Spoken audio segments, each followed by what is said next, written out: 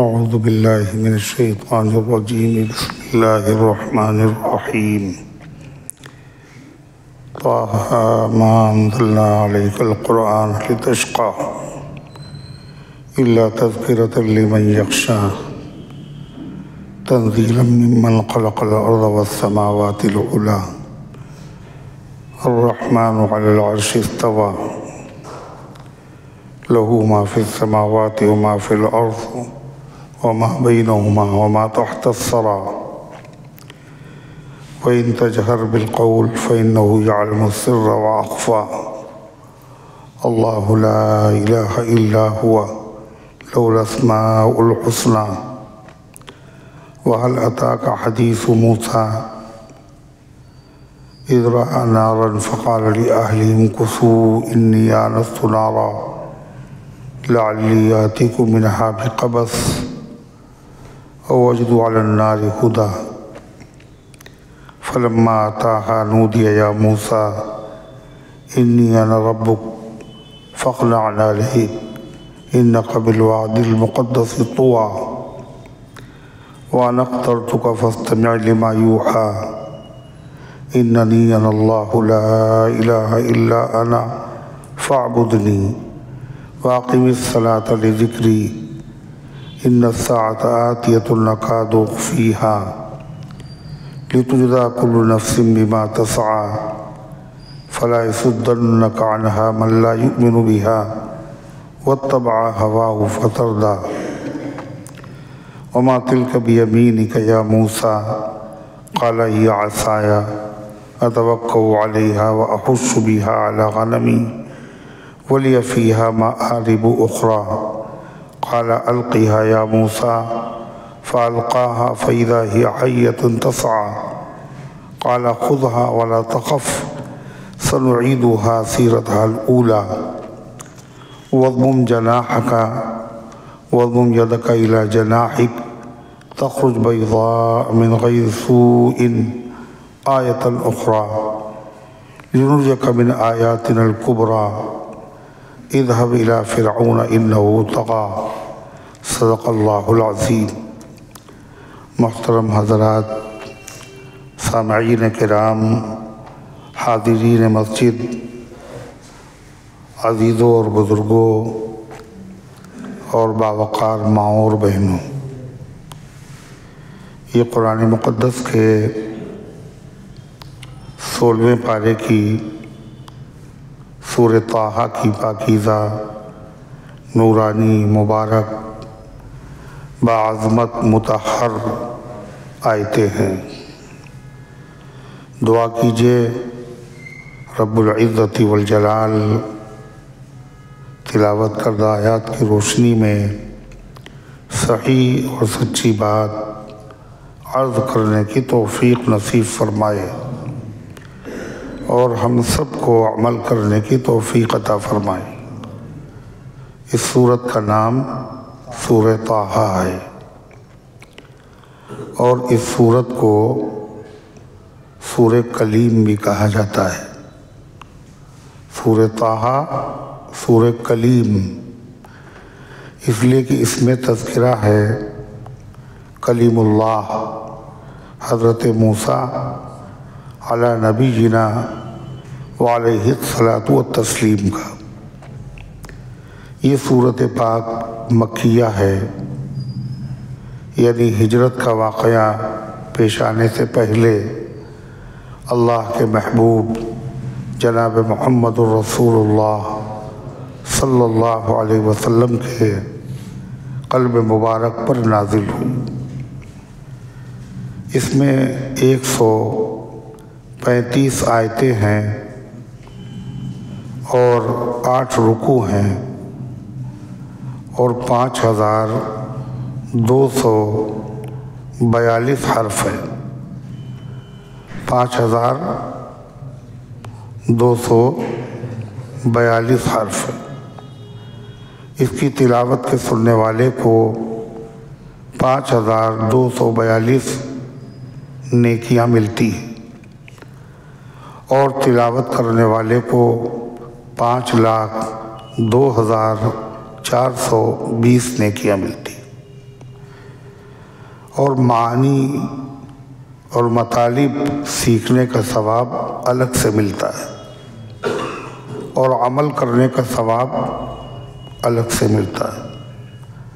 اللہ تعالیٰ یہ سب سعادتیں اور برکتیں ہم سب کو عطا فرمائے کہ ہم قرآن سنیں بھی، پڑھیں بھی، سمجھیں بھی اور اس کے تقاضوں پر عمل بھی کریں۔ قرآن پاک کی یہ صورت مسند دارمی کی روایت ہے کہ اللہ تعالیٰ نے آسمان و زمین بنانے سے 2000 سال پہلے فرشتوں کے سامنے اس سورت کی اور سورہ یاسین کی تلاوت فرمائی۔ اللہ نے تلاوت فرمائی سورہ یاسین اور سورہ طٰہٰ کی۔ آسمان و زمین کی تخلیق سے 2000 سال پہلے۔ تو فرشتوں نے سن کے کہا بڑی مبارک ہوگی وہ امت جس کی ہدایت کے لیے ایسی صورت اللہ نازل کرے گا، اور بڑے مبارک ہوں گے وہ سینے جو اس صورت کو یاد کریں گے، محفوظ کریں گے، اور بڑی مبارک ہوں گی وہ زبانیں جن زبانوں پر اس کے پاکیزہ اور نورانی کلمات جاری ہوں۔ یہی قرآن کی وہ صورت ہے جس کی تلاوت نے حضرت فاروق اعظم عمر بن خطاب رضی اللہ عنہ کا رخ بدل کے رکھ دیا اور ان کو کفر سے نکال کر اسلام کے دامن میں پہنچا دیا۔ حضرت فاروق اعظم تلوار لیے ہوئے اس ارادے سے نکلے معاذ اللہ ثم معاذ اللہ محمد صلی اللہ علیہ وسلم کو قتل کر دیں۔ راستے میں ایک صحابی سے ملاقات ہوئی، ان کا نام ہے نعیم ابن عبداللہ، نعیم نہیں نعیم ابن عبداللہ۔ انہوں نے دیکھا عمر اور شمشیر بے نیام غصے میں بھرے ہوئے چلے جا رہے ہیں۔ پوچھا کیا بات ہے؟ نعیم ایک مرد مسلم سے ہوئی مٹبھیڑ رستے میں، وہ بولے بات کیا ہے جو نظر آتے ہو غصے میں؟ حضرت عمر نے کہا جس آدمی کی وجہ سے پورے عرب میں خلفشار ہے، تفرقہ ہے، آج میں اس کے سر کو قلم کرنے جا رہا ہوں۔ تو نعیم نے کہا تم کیا سمجھ رہے ہو؟ تم انہیں قتل کر دو گے اور ان کے خاندان کے لوگ بنو ہاشم، بنو عبد مناف تمہیں زندہ چھوڑ دیں گے؟ اور ایسا ہے پہلے اپنے گھر کی خبر لو، تمہاری بہن اور تمہارے بہنوئی دونوں اسلام لا چکے، ادھر سے ادھر ہو گیا رخ ہوا کا۔ اس جملے نے ان کے رخ کو تبدیل کر دیا۔ اب وہ اپنے بہن کے گھر پہ پہنچے اور دروازے پہ دستک دی۔ اندر سے قرآن پڑھنے کی آواز آ رہی تھی۔ وہ سمجھ گئے عمر ہے، دروازہ کھلا، قرآن چھپا دیا۔ جو ایک حصے پر سورۃ طٰہٰ جہاں لکھی ہوئی تھی، قرآن کتابی شکل میں تو تھا نہیں، پورا نازل بھی نہیں ہوا تھا، چند اوراق میں الگ الگ لکھا ہوا تھا، سورۃ طٰہٰ پڑھ رہے تھے وہ لوگ، چھپا دیا۔ عمر نے پوچھا کیا بات ہے، تم لوگ کیا پڑھ رہے تھے؟ کہا کچھ بھی نہیں۔ کہنے مجھے خبر مل گئی ہے تم دونوں مسلمان ہو گئے، اور اس کے بعد بہنوئی کے اوپر جھپٹ پڑے مارنے لگے، تو بہن بچانے کے لیے آگے بڑھی، عمر نے ان کے بھی ایک تھپڑ مارا اور خون بہنے لگا، تو ان دونوں نے کہا ہم تو ہو چکے ہیں مسلمان، ہمیشہ کے لیے تمہارا جو جی چاہے کر لو۔ حضرت عمر ایک عورت کی زبان سے اتنی جرأت کی بات، جو جی چاہے کر لو، تو مسلمان ہو چکے، یہ ہمت کیسے پیدا ہوئی؟ کیا پڑھ رہی تھی تم؟ لاؤ دیکھیں۔ تو بہن نے کہا مجھے ڈر ہے اس کا، تم اس کی بے ادبی کرو گے۔ تو انہوں نے اپنے بتوں کی قسم کھا کے کہا کہ نہیں، ہم بے ادبی نہیں کریں گے۔ تو انہوں نے کہا کہ تم اس طرح قرآن تمہیں ہم نہیں دے سکتے، لا یمسہ الا المطہرون، اس کو پاک لوگ چھوتے ہیں، پہلے غسل کرو، غسل کرو۔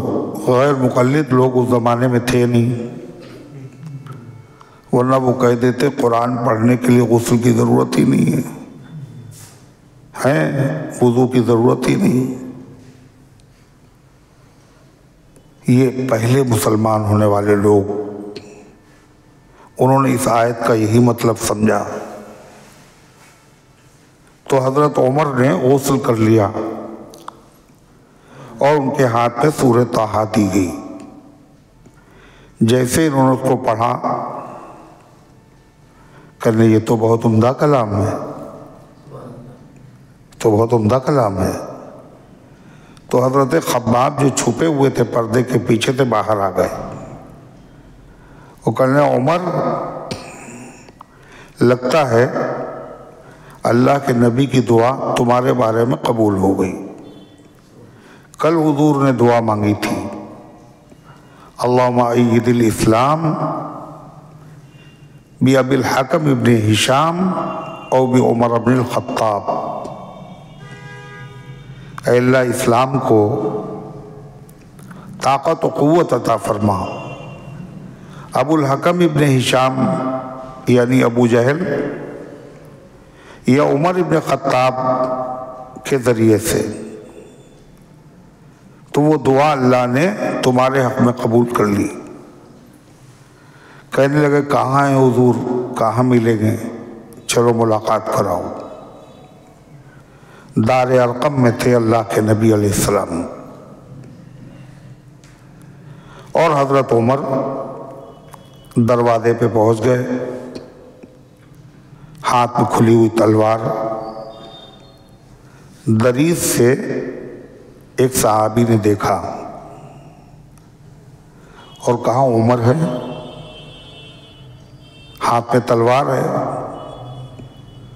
تو حضرت حمزہ رضی اللہ عنہ ایک دو دن پہلے مسلمان ہو چکے تھے، وہ تھے موجود، کہنے دروازہ کھولو،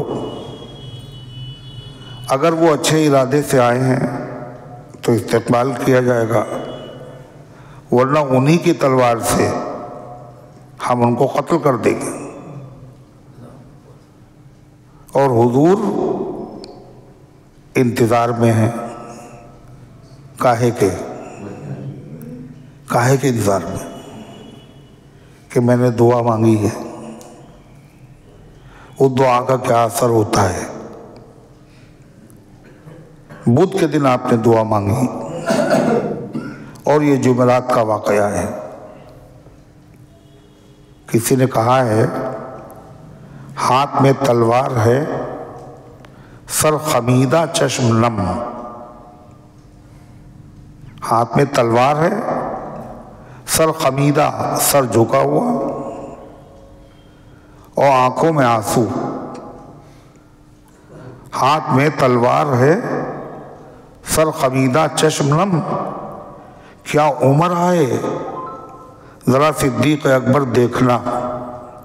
حضور انتظار کر رہے ہیں, میں نے دعا کی ہے دروازے پہ, کیا عمر آئے ہیں؟ دروازے پہ دستک جو ہوئی ہے دیکھو, کیا عمر آئے ذرا صدیق اکبر دیکھنا. حضور کو انتظار تھا, دعا قبول ہو گئی.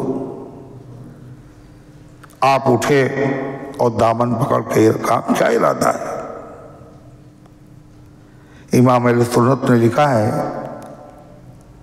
شاہ ولی اللہ صاحب کے حوالے سے 2-4 قدم بڑھ کے حضور نے گلے سے لگایا حضرت عمر. انہوں نے کہا میں مسلمان ہونے آیا ہوں, میں مسلمان ہونے آیا ہوں. جیسے ہی انہوں نے کہا میں مسلمان ہونے آیا ہوں, حضور نے کہا اللہ اکبر, اور سارے صحابہ نے کہا اللہ اکبر. اتنی زور سے کہا کہ آواز باہر تک پہنچی. اور حالانکہ اس سے پہلے صحابہ دار ارقم میں چھپ کے نمازیں پڑھتے تھے. دھیرے دھیرے قرآن پڑھا جاتا تھا ظہر میں اور عصر میں. کاہے کے لیے؟ کہیں کافر سن نہ لے.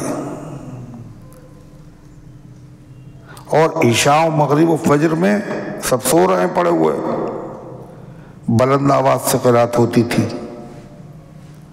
یہ عمر کے اسلام لانے سے پہلے کا حال تھا. اور اب کیا ہے, اتنی زور سے اللہ اکبر کہا کہ باہر تک آواز پہنچ گئی. یہ اللہ اکبر حضور نے کیوں کہا؟ خوشی میں. جب خوشی حاصل ہوتی تھی تو اللہ اکبر کہا جاتا تھا. عید کے دن تو خوشی ہوتی نہیں ہے, ہوتی ہے تو عید کی نماز میں اللہ اکبر کئی مرتبہ کہا جاتا ہے؟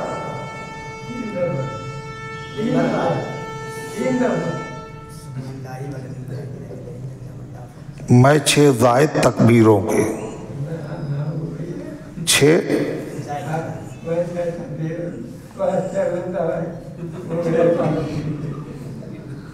نیت کرتا ہوں میں 2 رکعت نماز عید الفطر کی واجب, میں 6 زائد تکبیروں کے, جس میں تکبیریں 6 زیادہ ہیں. اللہ کہتا ہے وَلِتُكَبِّرُوا اللَّهَ عَلَى مَا هَدَاكُمْ, اللہ کے کبریائی بیان کرو. تو خوشی میں اللہ اکبر کا نعرہ لگایا جاتا تھا. حضرت عمر کے اسلام لانے سے اللہ کے نبی خوش ہوئے اور صحابہ بھی خوش ہوئے.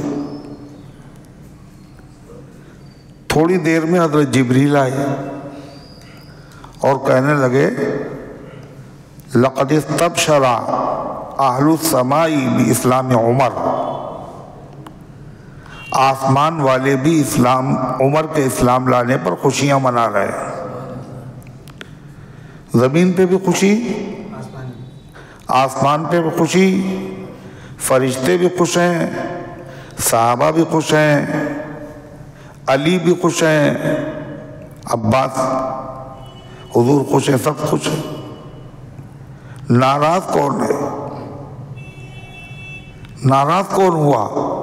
تکلیف کس کو ہوئی؟ کس کو ہوئی؟ شیطان کو. اور جو شیطان کے ایجنٹ تھے ان کو ہوئی اور آج تک ہو رہی ہے. بتائیے, آج تک ہو رہی ہے. وہ عمر کے سائے سے بھاگ رہے ہیں, عمر کے نام سے بھاگ رہے ہیں. خدا جانے عمر کے نام میں تاثیر کیسی ہے، خدا جانے عمر کے نام میں تاثیر کیسی ہے، لرزتی ہے جو اب تک گمراہی فاروق اعظم سے، گمراہی اور کفر اب تک تھر تھر کر پا رہا ہے، عمر کا نام لینا گوارا نہیں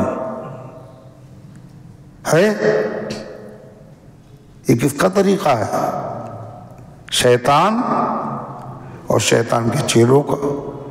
آپ نے خود فرما دیا، حضرت عمر سے بخاری کی حدیث ہے، جس کے قبضے میں میری جان ہے عمر، شیطان تمہیں دیکھ کے راستہ بدلتا ہے۔ آپ نے کہا انسانی شیطانوں کو میں نے دیکھا اور جنوں میں سے شیطانوں کو دیکھا، دونوں عمر کے سائے سے بھاگتے۔ تو جنوں میں سے شیطان دیکھے ہیں کسی نے؟ دیکھے؟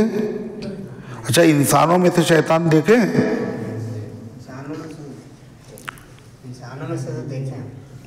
انسانوں میں سے شیطان جو عمر کے نام سے بھاگے وہ سب شیطان، جو عمر سے محبت کرے وہ ایمان والے،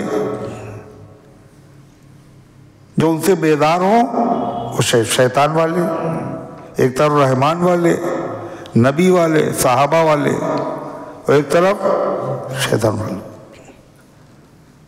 پھر فوراً ہی حضور کی دعا قبول ہی ہوئی تھی، جب یہ تو عمر آئے تھے۔ حضور نے دعا کاہے کے لیے مانگی تھی؟ اسلام کو طاقت ملے، فوراً طاقت بھی مل گئی۔ عمر نے کہا نماز اللہ تعالیٰ کی گھر میں چھپ کے،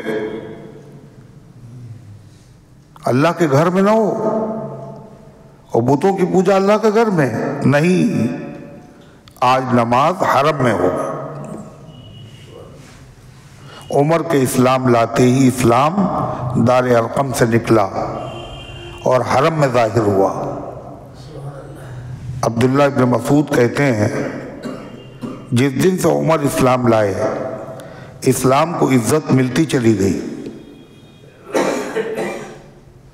ہم لوگ حرم میں نماز نہیں پڑھ سکتے تھے، عمر کا اسلام لانا تھا کہ پہلی نماز جماعت کے ساتھ حرم شریف پہ ہوئی۔ تو اللہ کے نبی نے اللہ اکبر کا نعرہ لگایا۔ عمر کے اسلام لانے پر کیوں خوشی کی بات تھی۔ مدینے میں جب صحابہ ہجرت کر کے گئے مکے سے، تو ان کے گھروں میں کافی دنوں تک کوئی بچہ نہیں پیدا ہوا۔ کس کے وہاں؟ مہاجر صحابہ کے وہاں کوئی بچہ ہی نہیں پیدا ہوا۔ تو یہودیوں نے کہا ہم نے کر دیا ہے جادو، ان کے وہاں کوئی بچہ نہیں پیدا ہوا۔ تو سب سے پہلے جو بچہ مہاجرین کے یہاں پیدا ہوا وہ ابو بکر صدیق کا نواسہ تھا، یعنی عبداللہ ابن زبیر پیدا ہوئے۔ تو جب وہ پیدا ہوئے تو تمام مسلمانوں نے نعرے تکبیر لگایا، اللہ اکبر، خوشی کا اظہار، نعرے حیدری نہیں، نہ نعرے غوثیہ، نہ نعرے رسالت۔ اللہ نے قرآن میں کہا وَرَبَّكَ فَكَبِّرْ، اپنے رب کی کبریائی بیان کیجئے، اللہ اکبر کہیے۔ نبی کا نعرہ، صحابہ کا نعرہ، اولیاء اللہ کا نعرہ، مسلمانوں کا نعرہ، کل بھی یہی تھا، آج بھی یہی رہے گا۔ اسی طریقے سے جب مسیلمہ کذاب، جھوٹا نبوت کا دعویٰ جس نے کیا، جب قتل ہوا تو صدیق اکبر نے کہا اللہ اکبر اور سجدہ شکر ادا کیا۔ جب خارجیوں کا سردار مارا گیا تو حضرت علی نے کہا اللہ اکبر، سجدہ شکر ادا کیا۔ یہ کیا ہے؟ خوشی کا نعرہ۔ تو غرضے کی وہ صورت جس نے فاروق اعظم کا رخ بدل دیا، وہ کون سی صورت تھی؟ ہم تم ہی بولو گے کیا سب کی طرف سے؟ تو وہ سورہ، اس کا دوسرا نام کیا بتایا؟ سورہ کلیم۔ کیا اس صورت میں اللہ تعالیٰ نے فرمایا طٰہٰ۔ عبداللہ ابن عباس کہتے ہیں طٰہٰ کے معنی ہیں یا رجل، اے آدمی۔ عبداللہ ابن عمر رضی اللہ عنہ کہتے ہیں طٰہٰ کے معنی ہیں یا حبیبی۔ یا حبیبی معنی ارسلان صاحب جی، طٰہٰ کے معنی کیا ہے؟ یا حبیبی، یعنی اے میرے محبوب۔ بعض روایات میں آتا ہے کہ طٰہٰ اور یاسین یہ حضور پاک صلی اللہ علیہ وسلم کے ناموں میں سے ہیں۔ حضرت صدیق اکبر کہتے ہیں جیسے قرآن کی صورتوں کے شروع میں جو حرف آتے ہیں حروف مقطعات، ان کے معنی کسی کو نہیں معلوم، ایسے طٰہٰ کے معنی بھی کسی کو نہیں معلوم۔ ایک راز ہے قرآن کا جو اللہ اس کے نبی کو بتائے، اور اللہ نے نبی کو بتایا مگر نبی کو امت کو بتانے سے منع کر دیا، مگر امت کا فائدہ ہے۔ معنی کے کھوج میں نہ پڑھو گے تو ثواب ملے گا۔ اس سے یہ پتہ چلا کہ قرآن وہ واحد کتاب ہے جس کے اگر معنی نہ بھی نہ معلوم ہو جب بھی ثواب ملتا ہے۔ اور اس سے ان لوگوں کی غلطی واضح ہو گئی جو کہتے ہیں حافظ ہو گئے، رٹو طوطے بن گئے، جب تک معنی نہیں سمجھے تو فائدہ کیا؟ غلط کہتے ہیں۔ قرآن کی تلاوت ہوتی ہے، تلاوت ہے تلاوت جو ہوتی ہے وہ معنی کی نہیں ہوتی، کائے کی ہوتی ہے؟ لفظوں کی ہوتی، لفظوں کی تلاوت۔ تو قرآن کی تلاوت کا حکم ہے۔ اللہ جب کسی چیز کا حکم دے گا بلا وجہ ہوگا وہ۔ قرآن نام ہے لفظ اور معنی دونوں کا، مگر تلاوت جو ہوگی وہ کاہے کی ہوگی؟ لفظوں کی ہوگی۔ معنی معلوم ہو نہ معلوم ہو تلاوت کرو، تلاوت پہ ثواب ہے۔ اس امت کی سب سے بڑی عبادت کیا ہے؟ تلاوت القرآن۔ اعظم عبادت امتی تلاوت القرآن، میری امت کی سب سے بڑی عبادت قرآن کی تلاوت ہے۔ تو طٰہٰ ما انزلنا علیک القرآن لتشقیٰ، ہم نے آپ پر قرآن اس لیے نازل نہیں کیا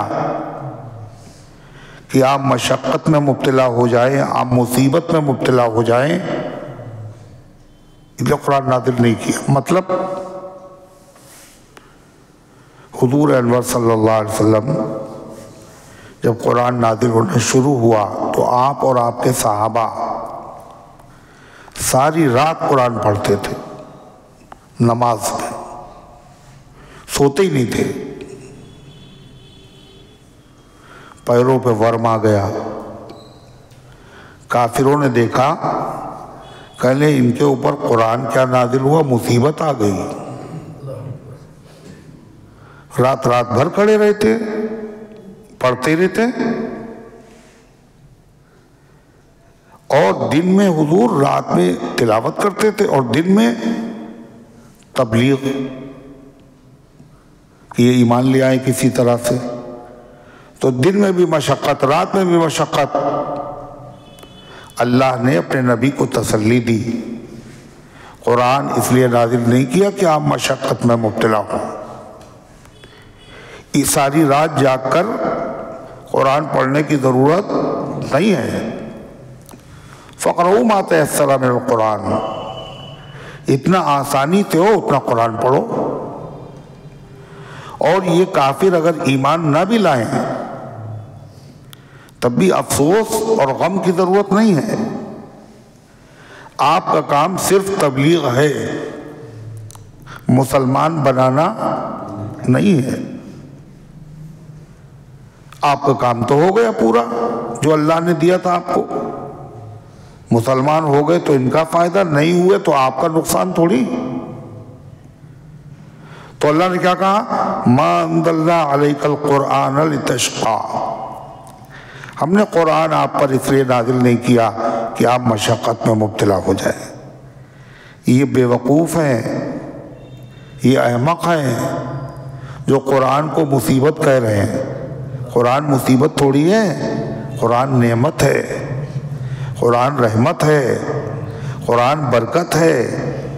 قرآن کے ذریعے سے جو علم حاصل ہوتا ہے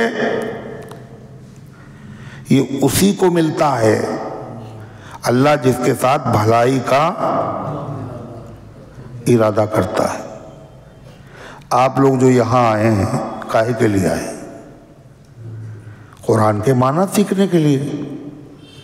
اس کا مطلب یہ ہے اللہ نے آپ کے ساتھ بولو بھلائی کا ارادہ کیا ہے۔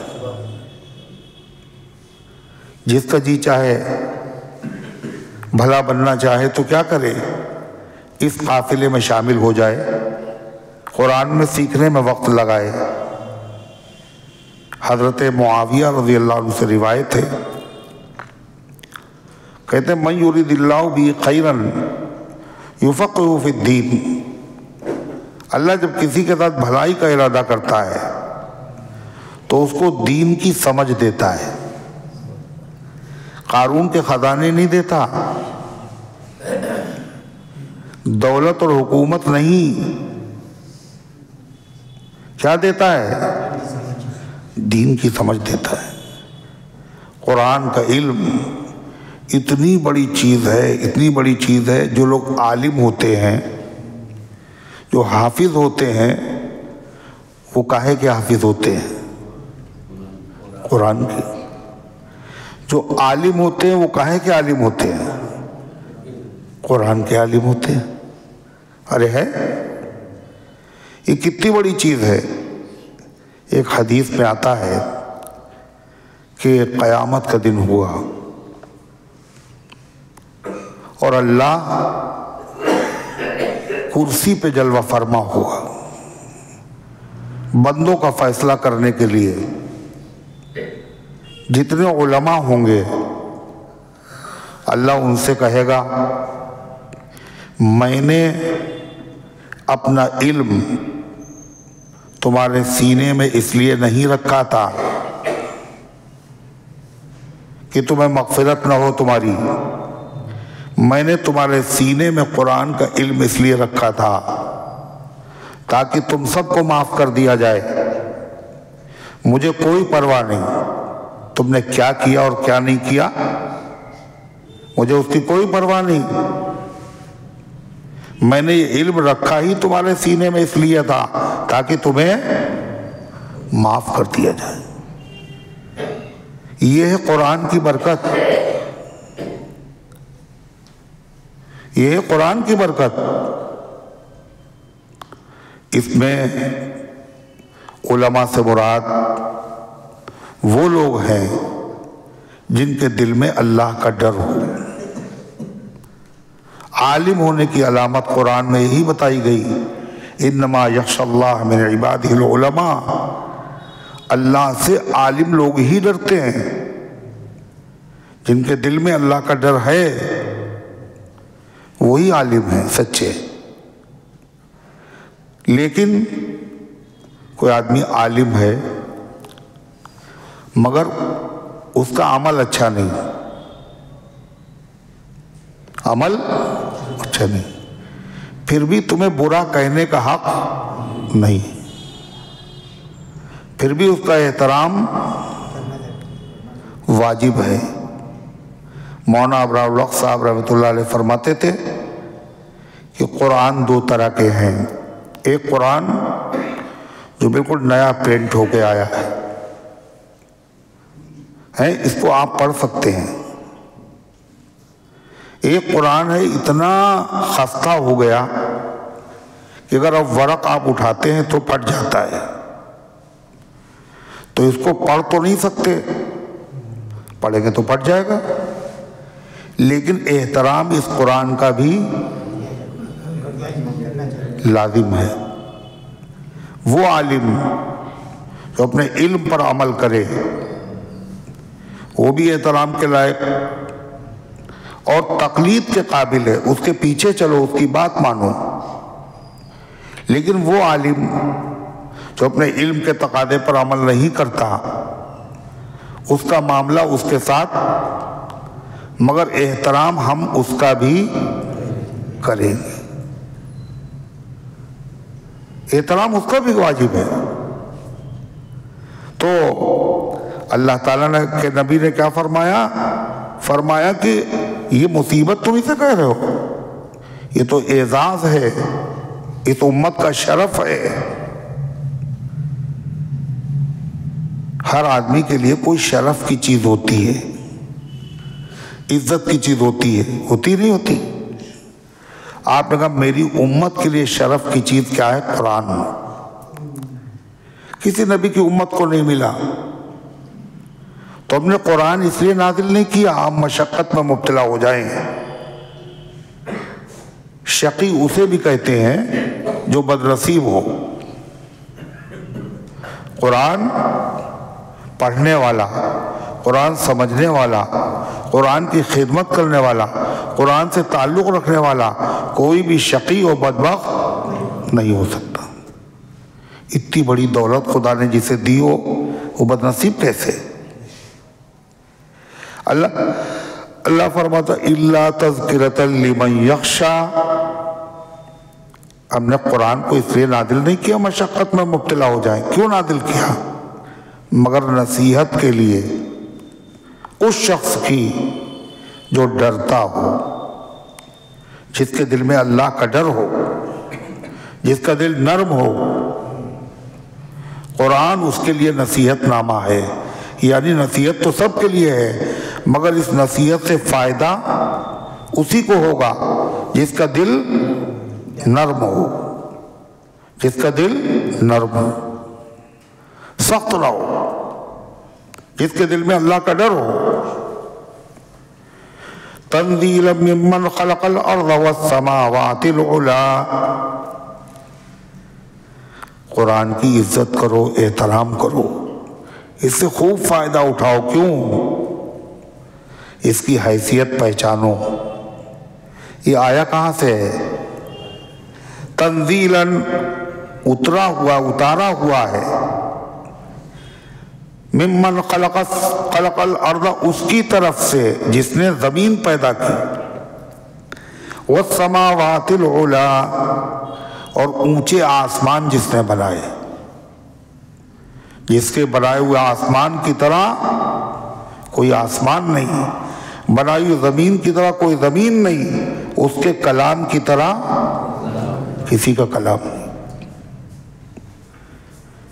لہذا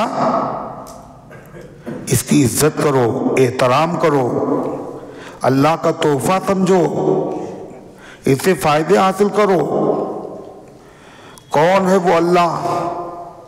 الرحمن علی العرش استوى، وہ رحمان ہے، بڑی مہربانیاں کرنے والا ہے۔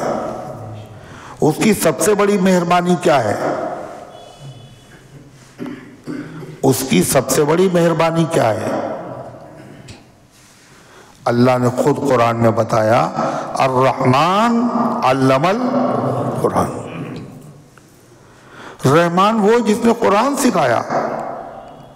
رحمان کی سب سے بڑی رحمت قرآن سیکھنا ہے۔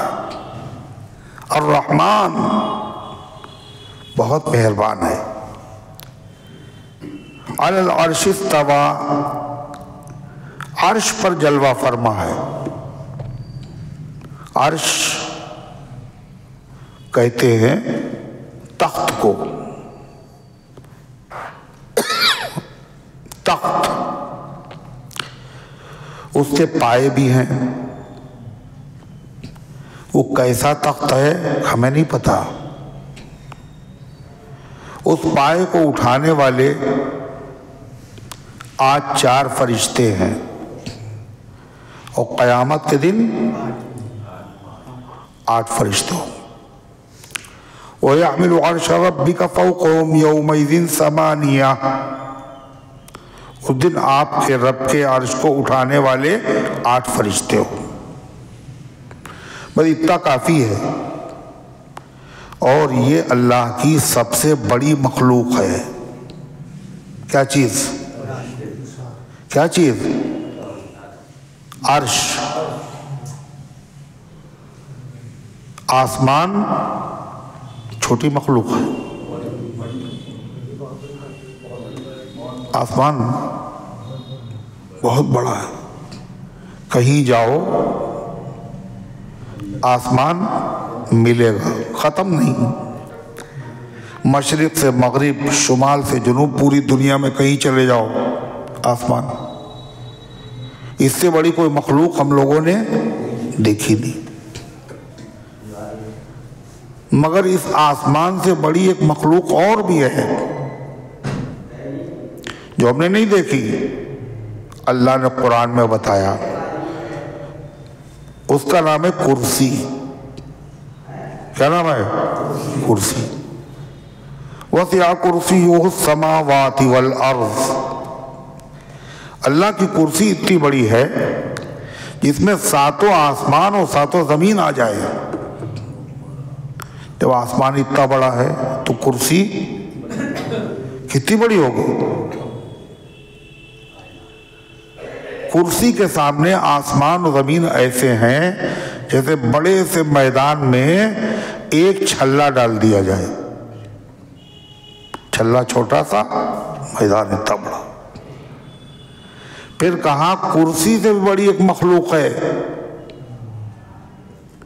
جو سب سے بڑی مخلوق ہے، وہ ہے عرش۔ عرش کے سامنے کرسی کی حقیقت حیثیت کیا ہے؟ جیسے بڑے سے میدان میں ایک چھلا پڑا ہو۔ کتنا بڑا عرش ہے اللہ کا، اس کے معنی تو پتہ ہے، کیسا ہے ہمیں نہیں معلوم، ہمیں کھوج میں بھی نہیں پڑنا چاہیے۔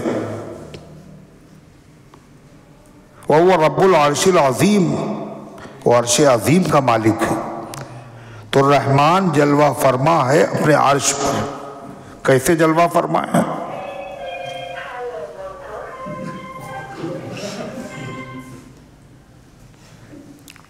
کیسے جلوہ فرما ہے؟ عرش پر جیسی اس کی شان، بھائی اتنا کافی۔ اللہ تعالیٰ نے فرمایا یہ تو ہوئی خدا کی قدرت، جیسے اللہ کی قدرت بہت ہے، آسمان بنا دیا، زمین بنا دی، پہاڑ بنا دیے، عرش بنا دیا، ایسے اللہ کا علم بھی بہت بڑا ہے، کوئی انتہا نہیں۔ کیا ہے علم اللہ کا؟ اللہ خود بتا رہا ہے کیا؟ وَإِن تَجْهَرْ بِالْقَوْلِ، اگر تم کوئی بات پکار کے کہو، وہ تو اللہ سنتا ہی ہے۔ فَإِنَّهُ يَعْلَمُ السِّرَّ وَأَخْفَى، وہ جانتا ہے چپکے سے کہی ہوئی بات کو۔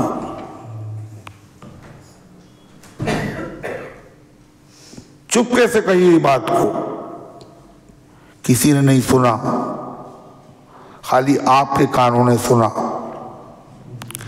یا آپ کے قریبی آدمی نے سنا، اللہ اس بات کو بھی جانتا ہے۔ وَأَخْفَى، اور جو خفی سے خفی بات ہے اس سے بھی جو پوشیدہ بات ہے اس کو بھی جانتا ہے۔ اس سے پوشیدہ کیا؟ فرمایا کہ تمہارے دل میں آئی، زبان سے نہیں کہی، دل میں آئی، پہلے بات دل میں آتی ہے پھر زبان پر آتی ہے۔ جو زبان پہ آئی وہ تو سنی اس نے، جو آپ کے دل میں آئی آپ نے ابھی کسی سے نہیں کہی، اللہ وہ بھی جانتا ہے۔ اور نہیں اس سے بھی مخفی بات جو ابھی آپ کے دل میں بھی نہیں آئی، کل آئے گی، پرسوں آئے گی، وہ بھی اللہ جانتا ہے۔ حضور پاک صلی اللہ علیہ وسلم بدر کے قیدی آئے، بدر کے قیدی، ان قیدیوں میں حضور پاک صلی اللہ علیہ وسلم کے چچا عباس رضی اللہ عنہ بھی تھے۔ فدیہ طے ہو گیا، فدیہ دو، چھوڑ دیا جائے گا۔ تو حضرت عباس سے کہا گیا فدیہ دیجیے، آپ اپنا بھی دو، اپنے بھتیجوں کو بھی دو۔ تو کہنے لگے میں تو قلاش ہو گیا، میں تو مفلس ہو گیا، میرے پاس کچھ ہے ہی نہیں، میں کہاں سے دوں؟ تو اللہ کے نبی نے کہا چچا، وہ جو مال آپ گھر پہ رکھ کے آئے ہیں، وہ جو مال آپ گھر پہ رکھ کے آئے ہیں، تھیلیاں، اور کہہ کے آئے ہیں اپنی بیوی سے اگر میں زندہ آ گیا تو میں خود یہ وصول کر لوں گا، تم سے خرچ کروں گا، اور اگر میں مر گیا تو اس سے میرے بیٹوں کی پرورش کرنا۔ حضرت عباس سکتے میں پڑ گئے، یہ آپ کو کیسے پتا؟ یہ تو میں جانتا ہوں اور میری کوئی تیسرا تو جانتا نہیں تھا۔ یقیناً آپ اللہ کے نبی ہیں۔ اشہد ان لا الہ الا اللہ واشہد ان محمد عبدہ ورسولہ، آپ کو کیسے پتا چلا؟ اللہ ہی نے آپ کو بتایا ہے۔ ایک صاحب تھے، ان کا نام تھا عمیر ابن وہب۔ بدر کی جب جنگ ختم ہو گئی، بڑا نقصان ہوا کافروں کا، بڑے بڑے مارے گئے، تو یہ دو آدمی بیٹھے تھے حتیم میں، اور ایک دوسرے سے کہنے لگے اب زندگی کا کوئی مزہ نہیں رہا، فلاں مار دیے گئے، فلاں مار دیے گئے، بڑے بڑے سردار مار دیے گئے۔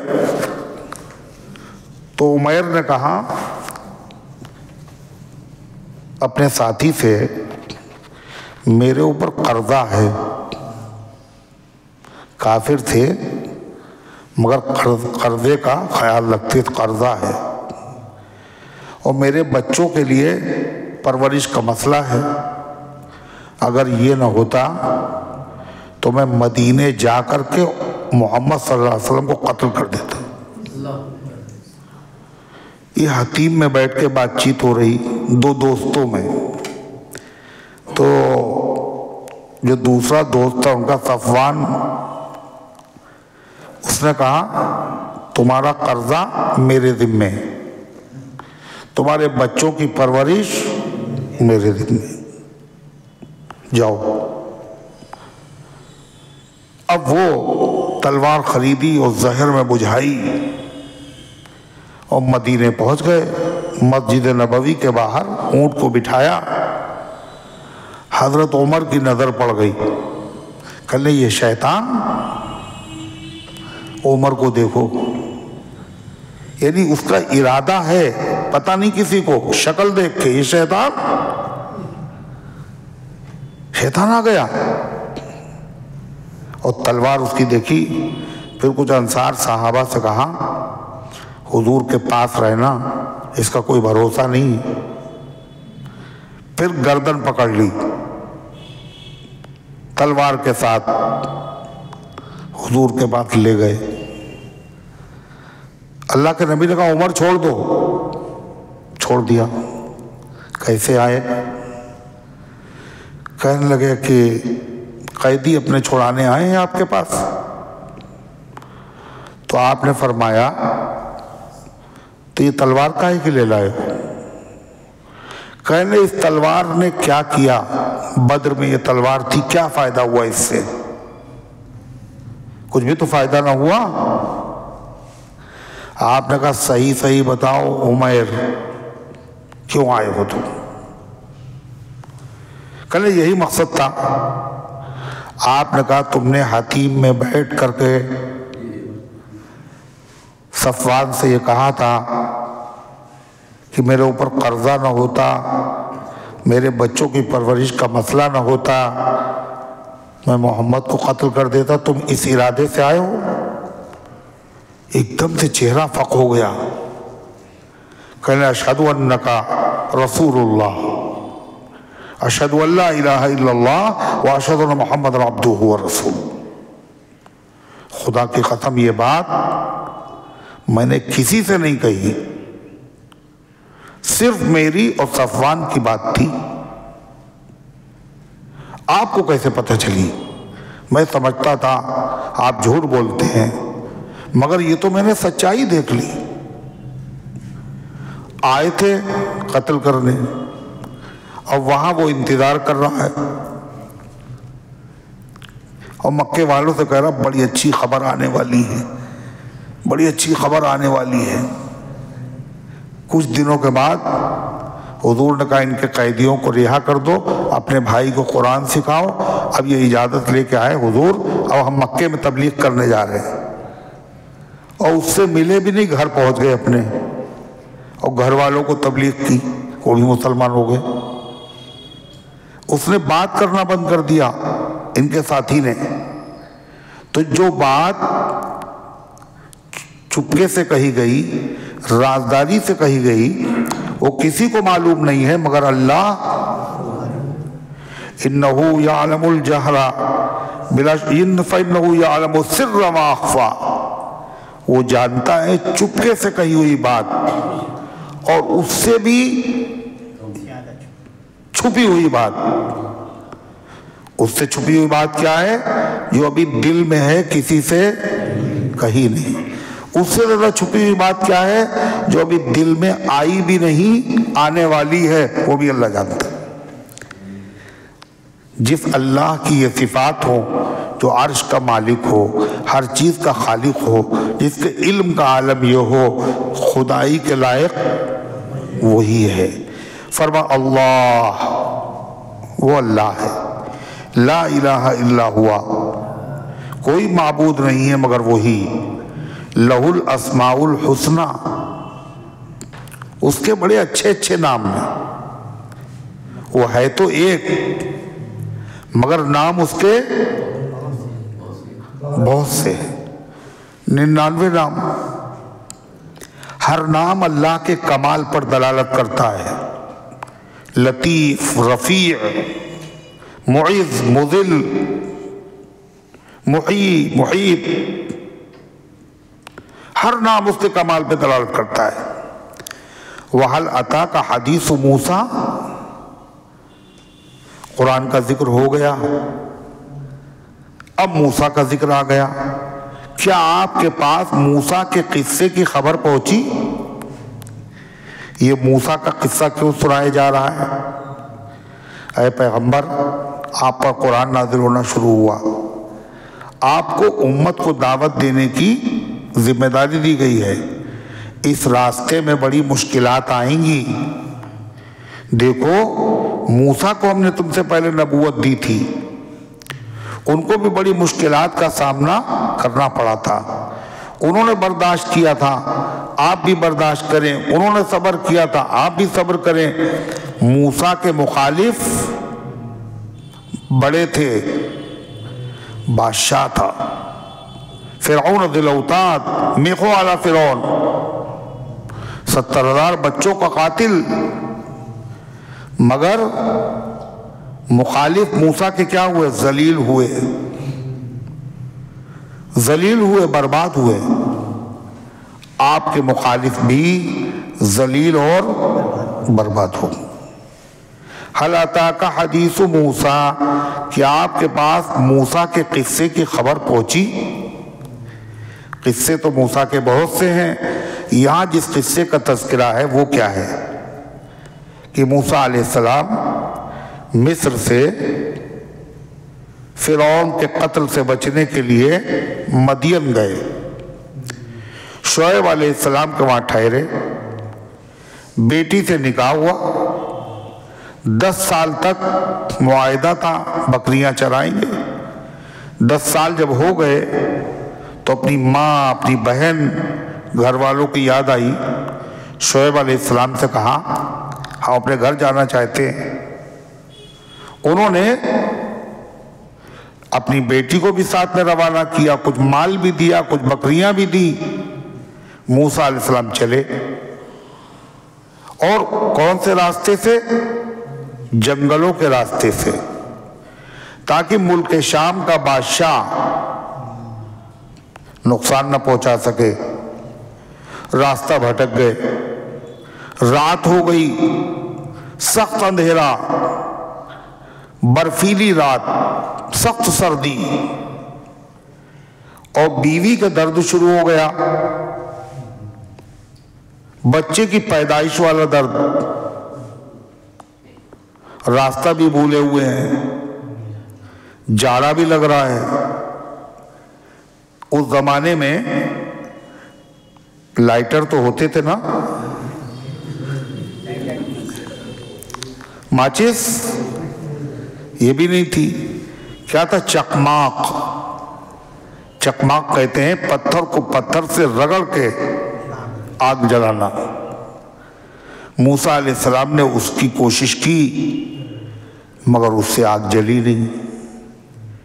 ایک دم سے انہیں کوہ طور کے اوپر آگ نظر آئی، جو حقیقت میں آگ نظر آ رہی، ان کو بظاہر نظر آ رہی تھی، جو آگ تھی نہیں۔ موسیٰ علیہ السلام نے گھر والوں سے کہا تم لوگ یہیں رکو، ہم جا رہے ہیں وہاں سے آگ کا کوئی شعلہ لے کے آئیں گے، سردی کا انتظام ہو جائے، اور آگ ہے تو کوئی آگ جلانے والا ہوگا، اس سے راستے کی معلومات بھی ہو جائے گی۔ چنانچہ پہنچے موسیٰ، وہاں کیا ہوا سنیے۔ اذ رأى نارا، جب موسیٰ علیہ السلام نے آگ دیکھی، فقال لأہلہ، تو کہا اپنے گھر والوں سے، امکثوا، ٹھہرو، انی آنست نارا، میں نے آگ دیکھی ہے، لعلی آتیکم منہا بقبس، شاید کہ میں تمہارے پاس اس میں سے شعلہ لے آؤں، او وجد علی النار ہدا، یا میں پالوں آگ کے پاس راستہ بتانے والا۔ فلما آتاہا، جب موسیٰ اس آگ کے پاس آئے تو کیا دیکھا؟ درخت پہ آگ جل رہی، اور جیسے جیسے آگ بھڑک رہی ہے درخت کی رونق اور بڑھتی جا رہی۔ انتظار میں رہے کوئی لکڑی کا شعلہ نیچے جل کے گرے تو اٹھا لے، مگر گری نہیں رہا۔ تو انہوں نے کچھ گھاس پھوس جمع کی اور کہا ہم ہی لاؤ جلا لے۔ جیسے آگے بڑھتے ہیں آگ پیچھے ہٹ جاتی، پیچھے ہٹتے ہیں آگ آگے آ جاتی۔ اسی شش و پنج میں مبتلا تھے، ایک دم سے آواز آئی، فلما آتاہا، جب پہنچے اس آگ کے پاس آواز آئی، یا موسیٰ۔ موسیٰ علیہ السلام نے آواز سنی، میں آواز سن رہا ہوں، آپ کون ہیں، کہاں ہیں؟ کیا فرمایا؟ انی انا ربک، میں تمہارا رب ہوں۔ بغیر فرشتے کے واسطے کے اللہ براہ راست موسیٰ سے بات کر رہا ہے، میں تمہارا رب ہوں۔ فخلع نعلیک، اپنی دونوں چپلیں اتار دو، انک بالوادی المقدس طویٰ، تم ایک پاک میدان میں ہو، پاک وادی میں ہو جس کا نام طوا ہے۔ بعض لوگ کہتے ہیں ان کی چپل ناپاک تھی اس لیے اتروا دی، بعض کہتے ہیں ادب و احترام کی وجہ سے۔ مبارک مقام پر چپل پہن کے جانا چاہیے، ہاں مبارک مقام پر چپل اتار ہی کے جانا چاہیے۔ فخلان علیک انک بالوادی المقدس طوا، آپ ایک مقدس میدان میں ہیں جس کا نام طوا ہے۔ کچھ خاص مقامات ایسے ہیں جن کو میں اللہ نے بڑی برکت رکھی ہے، مکہ ہے، مدینہ طیبہ ہے، کوہ طور ہے، یہ وہی مقام ہے۔ وَأَنَا اخْتَرْتُكَ، اور میں نے تمہیں چن لیا ہے موسیٰ۔ اس زمانے کے جتنے بندے ہیں ان میں سے نبی بنانے کے لیے میں نے تمہیں چن لیا۔ فَاسْتَمِعْ لِمَا يُوحَىٰ، اور غور سے سنیے جو آپ کو ہدایت دی جا رہی ہے۔ اس سے معلوم ہوا جب اللہ کا کلام پڑھا جائے تو اس وقت تھوڑا سا آنکھوں میں نیند بھی ہونا چاہیے، جمائیاں بھی آنا چاہیے، ہے نا، اور جو ہے وہ چٹائی کے تنکے بھی توڑنا چاہیے، اور بولنا بھی چاہیے بیچ میں بات بات پہ بالکل ادب کے ساتھ، پوری توجہ ہو کر، پورا جسم ادھر متوجہ ہو۔ فَاسْتَمِعْ لِمَا يُوحَىٰ، سنیے جو آپ کو پیغام اور ہدایات دی جا رہی ہیں وحی کے ذریعے سے۔ اِنَّنِي أَنَا اللَّهُ، بے شک میں اللہ ہوں، لا الہ الا انا، کوئی معبود نہیں ہے سوائے میرے، فاعبدنی، میری عبادت کیجئے۔ عبادت تین طرح کی، مالی، بدنی، مالی اور بدنی دونوں۔ پھر بولے وہ، پھر بولے بدنی، مالی اور بدنی دونوں۔ صرف مالی زکوٰۃ، صرف بدنی نماز، مالی بدنی حج۔ فاعبدنی، صرف میری عبادت کیجیے۔ وَأَقِمِ الصَّلَاةَ لِذِكْرِي، اور نماز قائم کیجیے میری یاد کے لیے۔ نماز بھی تو عبادت ہے مگر اس کا ذکر الگ سے کیا، کیوں؟ انہیں تمام عبادتوں میں سب سے اہم عبادت نماز، اس امت کے لیے بھی اور ہر نبی کی امت کے لیے بھی۔ نماز قائم کیے میری یاد کے لیے، میرے ذکر کے لیے۔ ذکر کے لیے کیوں؟ پوری نماز ذکر الہی پر مشتمل ہے، شروع سے لے کر آخر تک نماز میں کیا ہے؟ اللہ کا ذکر ہے، اللہ اکبر، اللہ کا ذکر، سبحانک اللہم و بحمدک، اللہ کا ذکر، الحمد شریف اللہ کا ذکر، سورت اللہ کا ذکر، سبحان ربی العظیم اللہ کا ذکر، سمیع اللہ لمن حمدہ اللہ کا ذکر، سبحان ربی الاعلیٰ اللہ کا ذکر، التحیات اللہ کا ذکر۔ میری یاد کے لیے نماز قائم کیجیے۔ جب مجھے یاد کرنا ہو تو نماز پڑھیے، اور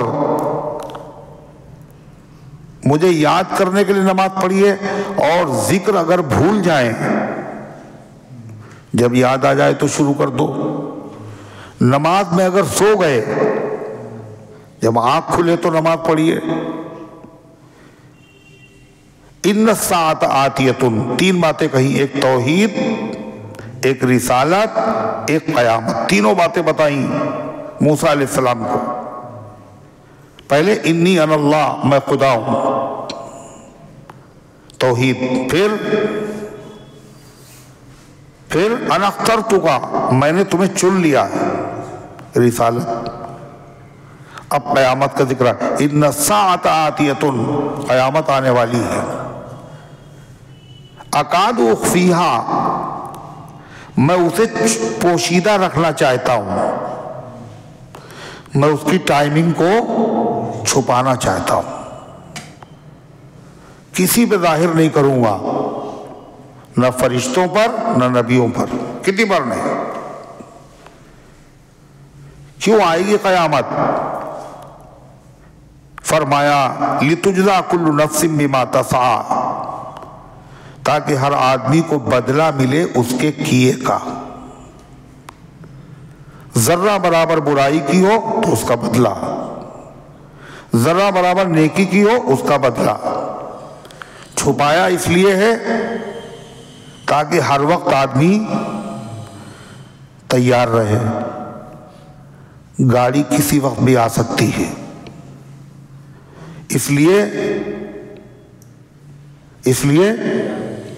تیار رہو، لائٹ کسی وقت بھی جا سکتی ہے، اس لیے جنریٹر تیار رہے۔ قیامت کیوں چھپائی گئی؟ تاکہ آدمی ہر وقت تیار، جانے کب چلنا پڑ جائے چلنے کو تیار رہو۔ جیسے موت آنا یقیناً ہے، سب کو آئے گی، لیکن ٹائم کسی وقت بھی آ سکتی، تو تیار رہو۔ اللہ فرماتا ہے فَلَا يَصُدَّنَّكَ عَنْهَا مَن لَّا يُؤْمِنُ بِهَا، اور موسیٰ تمہیں کوئی روک نہ دے اس سے، قیامت کی تیاری کرنے سے۔ مَن لَّا يُؤْمِنُ بِهَا، جو اس پہ ایمان نہیں رکھتا، قیامت نہیں آئے گی اس کی چکر میں نہ پڑنا۔ وَاتَّبَعَ هَوَاهُ، وہ قیامت پر ایمان نہیں رکھتا اور اپنے مزوں کے پیچھے پڑا ہوا ہے، جس چیز میں مزہ آ رہا وہی کر رہا ہے۔ فَتَرْدَا، اگر تم نے ایسے آدمی کا کہا مانا تو تم ہلاک ہو جاؤ گے۔ موسیٰ تو ایسا کرنے والے نہیں، کہا گیا موسیٰ سے مگر سنایا گیا امت کو۔ اللہ تعالیٰ نے اب موسیٰ علیہ السلام دہشت میں، اللہ کی آواز آ رہی، آواز ایسے آ رہی صرف کان سے نہیں، جیسے لگتا پورے جسم سے سنائی دے رہا ہے، اور ایک طرف سے نہیں ہر طرف سے آواز آ رہی۔ اللہ تعالیٰ نے موسیٰ کو مانوس کرنے کے لیے کیا کہا؟ وَمَا تِلْكَ بِيَمِينِكَ يَا مُوسَىٰ، موسیٰ تمہارے دائنے ہاتھ میں کیا ہے؟ تاکہ تھوڑی گھبراہٹ کم ہو جائے۔ یا پھر اس لیے پوچھا کہ موسیٰ ہم تمہیں معجزہ دکھانے والے ہیں، ابھی پہلے سے دیکھ لو ہے کیا ہاتھ میں۔ وَمَا تِلْكَ بِيَمِينِكَ يَا مُوسَىٰ، اے موسیٰ تمہارے دائنے ہاتھ میں کیا ہے؟ قَالَ هِيَ عَصَايَ، کہا یہ میری لاٹھی ہے۔ کیوں بات لمبی کیوں کی؟ اس لیے کہ جس سے بات کر رہے ہیں وہ محبوب ہے، اور محبوب سے جب بات کی جاتی تو بہت تھوڑی سی کی جاتی ہے نا۔ پھر تو جواب کیا تھا؟ عصا۔ موسیٰ علیہ السلام کا ہیا، یہ عصایا میری لاٹھی ہے، اتوکؤ علیہا، میں اس پہ ٹیک لگاتا ہوں، واہوش بہا علی غنمی، اور اس سے بکریوں کے لیے پتے جھاڑتا ہوں، وَلِيَ فِيهَا مَعَارِبُ أُخْرَىٰ، بات تو محبوب سے کر رہے ہیں مگر ڈر بھی ہے کہیں ناراض نہ ہو جائیں، اس لیے بات لمبی نہیں، آگے مختصر کر دی۔ کیا؟ اور بھی اس سے میرے بہت سارے کام نکلتے ہیں، میں دشمنوں کو مارتا ہوں، کیڑے مکوڑوں کو بھگاتا ہوں، وَلِيَ فِيهَا مَعَارِبُ أُخْرَىٰ۔ جب موسیٰ علیہ السلام نے دیکھ لیا لاٹھی ہے تو اللہ نے کیا کہا؟ قَالَ أَلْقِهَا يَا مُوسَىٰ، اب یہ لاٹھی تم ڈال دو زمین پہ۔ لاٹھی سہارا ہوتا ہے آدمی کا، راستے میں کوئی مل گیا تو لاٹھی سے بچاؤ کریں گے، اللہ کرے لاٹھی بھی پھینک دو، بھروسہ صرف میرے اوپر کرو، اب تم القیا یا موسیٰ، ڈال دو لاٹھی۔ فالقاہا، موسیٰ نے اس کو ڈال دیا۔ فَإِذَا هِيَ حَيَّةٌ تَسْعَىٰ، تو وہ دوڑتا ہوا سانپ بن گیا۔ سانپ دوڑتا ہوا، 3 لفظ آئے ہیں قرآن میں، ایک جگہ ہے فَإِذَا هِيَ ثُعْبَانٌ مُّبِينٌ،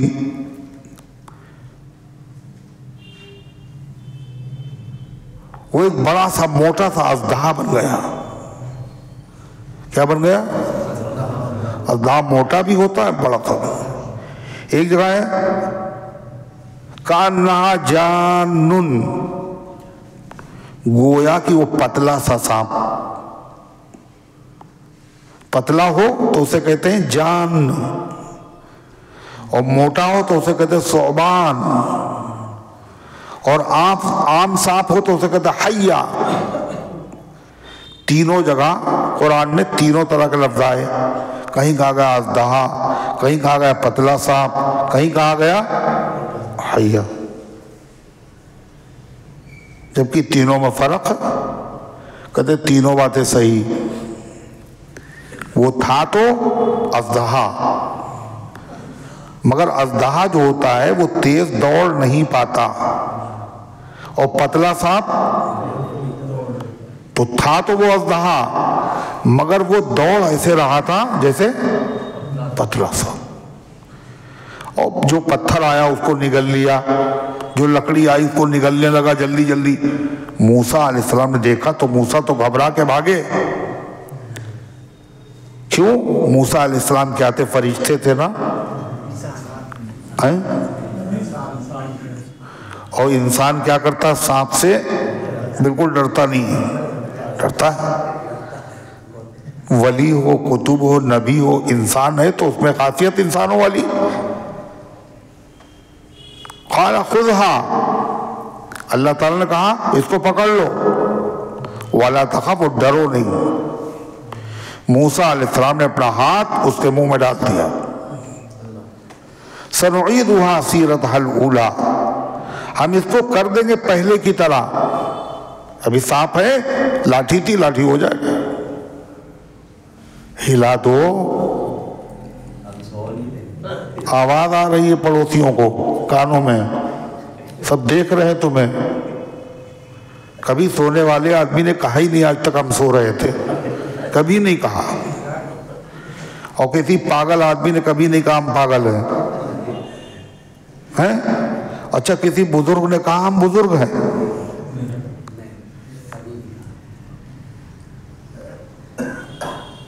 تو بزرگ ہے وہ کہے گا نہیں ہم بزرگ ہیں، وہ بزرگ آدمی۔ سنعیدها سیرتها الاولی، ہم ابھی سے پھیرے دیتے پہلی حالت پر۔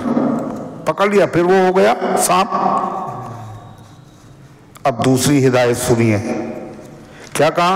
وَضْمُمْ يَدَكَ إِلَىٰ جَنَاحِكَ، موسیٰ اپنے ہاتھ کو اپنی بغل میں ڈالو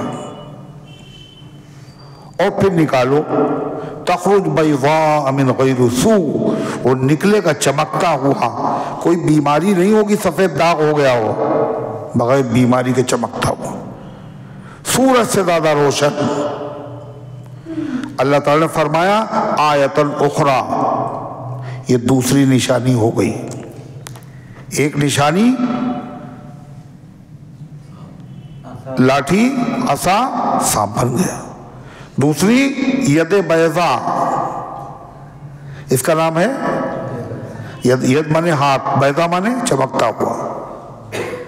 آپ نے سنا ہے حسن یوسف دم عیسیٰ ید بیضاء داری، یوسف علیہ السلام کا حسن آپ کے پاس ہے، دم عیسیٰ، دم کرنا یعنی پھونک دینا۔ عیسیٰ علیہ السلام بیمار پہ پھونک دیتے تھے، اچھا ہو جاتا تھا۔ شاعر کہہ رہا ہے حسن یوسف، یوسف کا حسن آپ کے پاس ہے، عیسیٰ کی پھونک آپ کے پاس ہے۔ ید بیضا داری، اور موسیٰ کا چمکتا ہوا ہاتھ بھی آپ کے پاس ہے۔ یعنی ہر نبی کو جو معجزے اللہ نے دیے وہ سارے معجزے آپ کو دیے ہیں، جہاں کے سارے کمالات ایک تجھ میں ہیں۔ حضرت مولانا قاسم نانوتوی دارالعلوم دیوبند کے بانی کہہ رہے جہاں کے سارے کمالات ایک تجھ میں ہیں، تیرے کمال کسی میں نہیں مگر دو چار۔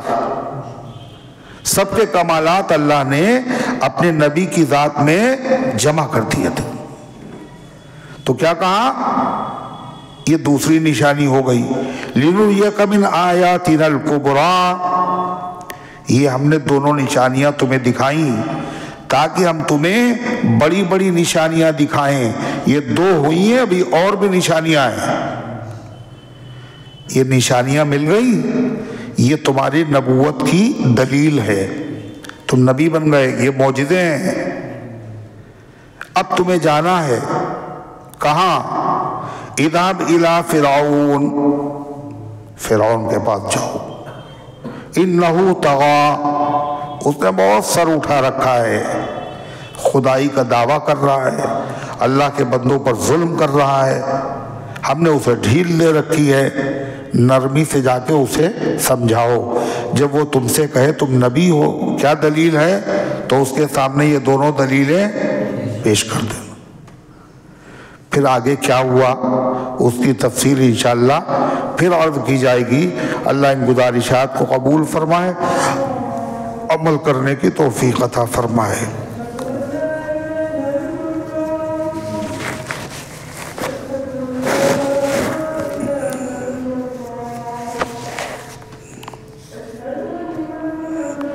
اللہم صلی علی سیدنا محمد۔ ربنا آتنا فی الدنیا حسنہ وفی الآخرۃ حسنہ وقنا عذاب النار۔ اے اللہ ہم سب کی حاضری کو اپنی رحمت سے قبول فرما، ایمان کامل عطا فرما، اعمال صالحہ کی توفیق عطا فرما۔ اے اللہ اس درس کو ہم سب کی نجات اور مغفرت کا ذریعہ بنا، اس کی برکت سے تمام بیماروں کو شفا عطا فرما، مجھے شفا عطا فرما، حاجت مندوں کی حاجتوں کو پورا فرما۔ اے اللہ جو دعاؤں کے طالب ہیں، جن کا حق ہے، جو امید رکھتے ہیں، ان سب کے نیک مقاصد میں کامیابی نصیب فرما، عالم اسلام میں امن و امان قائم فرما، ہمارے ملک کی، ہمارے وطن کی، ہمارے شہر کی فرقہ پرستوں کی شرارت سے حفاظت فرما۔ اے اللہ جو لوگ دعا کے لیے کہتے ہیں یہ ان کا حق ہے، یہ وہ امید رکھتے ہیں، اللہ تجھے خوب پتہ ہے، تو سب کے دلی مرادوں کو جانتا ہے۔ اے اللہ اپنے فضل و کرم سے ان سب کے نیک مقاصد کو پورا فرما دے، جو دنیا سے جا چکے ان سب کی مغفرت فرما، ہم سب کو اسلام پر زندہ رکھ، ایمان پر موت دے، ایمان والوں کے ساتھ حشر فرما، آمین یا رب العالمین، وصلی اللہ علیہ وسلم۔